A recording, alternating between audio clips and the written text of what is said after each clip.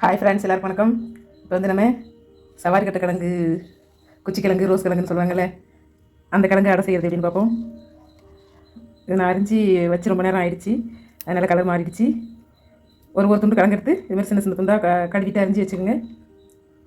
ஒரு 1/2 டம்ளர் இல்லை 3/4 டம்ளர் ஒரு துண்டுக்கு தகுந்த மாதிரி போட்டுக்கோங்க.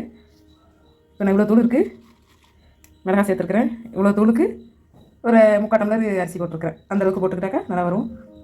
ஊற வச்சு அரைச்சி வச்சுட்டு முருங்கைக்கீரை சேர்த்துக்கிட்டோம்னாக்கா எந்த அடைக்குமே நல்லாயிருக்கும் டேஸ்ட்டு. அதனால் முருங்கைக்கீரையும் சேர்த்து வச்சுருக்கிறேன். இதில் வந்து பச்சை மிளகா இல்லைனா காஞ்ச மிளகா எது வேணாலும் சேர்த்துக்கலாம். பச்சை மிளகா கொஞ்சம் படுத்து போயிருந்தது, அதை நான் சேர்த்துருக்கிறேன். காரம் பத்தாதுன்னு தோணுது, பச்சை மிளகாவும் 2 சேர்த்துருக்கிறேன். பூண்டு பல் ஒரு 4-5, கொஞ்சோண்டு சோம்பு சேர்த்துக்குவோம். இது எல்லாத்தையும் போட்டு அரைச்சி இது வந்து கிரைண்டரில் அரைச்சி அள்ளி வச்சுட்டேன். இது மிக்சியில் போட்டுக்கிறேன். கிரைண்டரில் வந்து துண்டு துண்டாக இருந்ததுன்னா சரியாக மசியாது. அதுக்கு மிக்சியில் போட்டு தண்ணி ஊற்றாமல் 2 பல்ஸ் விட்டு எடுத்துகிட்டு அதுக்கப்புறம் கொஞ்சமாக தண்ணி ஊற்றி அரைச்சிக்குவோம். 2 பல்ஸ் விட்டு எடுத்துகிட்டேன். தூள் ஆகிடுச்சு. இப்போ கொஞ்சம் தண்ணி ஊற்றிக்குவோம். ஃபஸ்ட்டே தண்ணி ஊற்றிட்டோம்னாக்கா இதுமாதிரி தூள் ஆகாது. அதனால் 2 பல்ஸ் விட்டு எடுத்துகிட்டேன். கொஞ்சமாக தண்ணி சேர்த்துக்குவோம். மீதியவும் சுத்தமாக நல்லா நைஸாக அரைச்சி எடுத்துக்குவோம். அரிசி மாவும் நைஸாக தான் அரைச்சி வச்சுருக்கிறேன். கிழங்கு அரைச்சி எடுத்தாச்சு. கிழங்கு, பச்சை மிளகா, பூண்டு, சோம்பு இதெல்லாம் போட்டு அரைச்சி எடுத்துட்டேன். தேவையான அளவு உப்பு சேர்த்துக்குவோம். இதை வலிச்சு ஊற்றி ரெண்டத்தையும் ஒன்றா கலந்துக்குவோம். ஒன்றா கலந்துட்டு உடனே நம்ம அடை ஊற்றிடலாம். இது வந்து பிடிக்க வைக்கக்கூடாது. பிடிக்க வச்சுட்டாக்கா நல்லா இருக்காது. உடனே அரைச்சி உடனே ஊற்றணும், அப்போ தான் டேஸ்ட்டாக இருக்கும். இந்த பதத்தில் கரைச்சி வச்சுருவோம். மிக்ஸி ஜாரை கழுவி ஊற்றி கலந்து வச்சுருக்கிறேன்.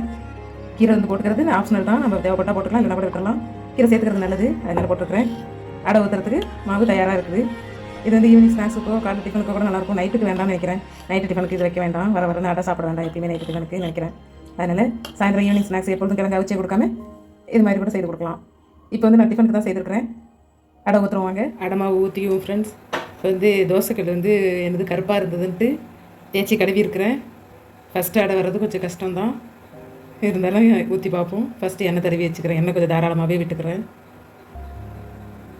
எங்கே ஊற்றாலும் பரவுற மாதிரி தடவிட்டு அடை ஊற்றுவோம்.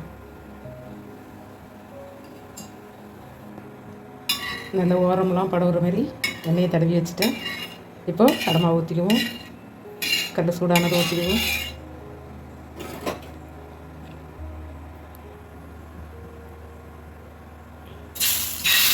நடுவில் ஓட்ட வர மாதிரி வச்சுக்கிட்டோம்னாக்கா நடுவுலையும் மாவு தங்காமல் நல்லா மொறுமொறுன்னு வெந்து வரும். அது மாதிரி வச்சுக்குவோம்.